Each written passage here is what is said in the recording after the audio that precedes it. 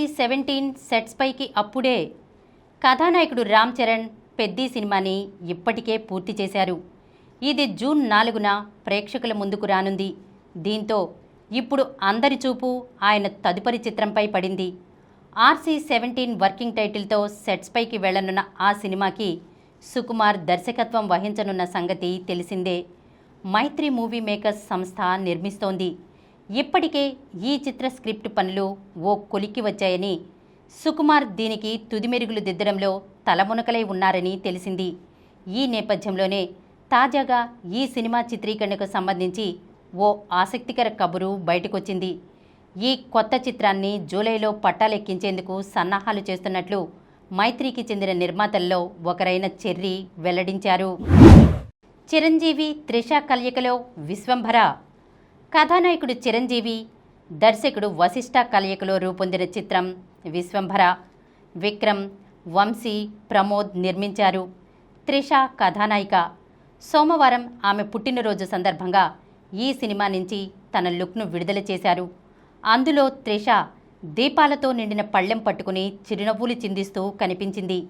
ఈ చిత్రంలో ఆమె అవని అనే పాత్రలో కనిపించనున్నట్లు చిత్రవర్గాలు తెలిపాయి.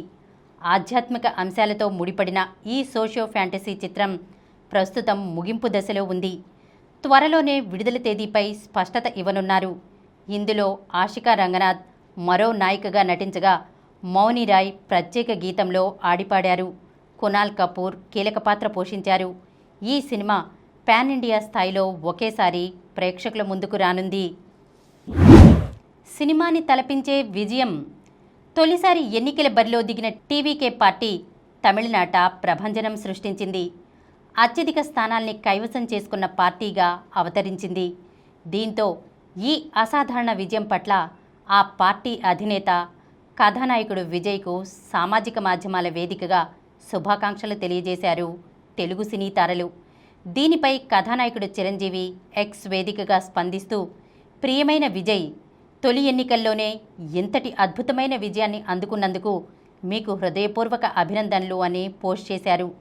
ప్రజలు విజయ్పై ఉంచిన విశ్వాసాన్ని ఈ ఎన్నికల ఫలితాలు ప్రతిబింబించాయని, ఈ విజయం తమిళనాడుకు అర్థవంతమైన ప్రగతిగా పరిణమిస్తుందని తాను దృఢంగా విశ్వసిస్తున్నట్లు మహేష్ బాబు తెలిపారు.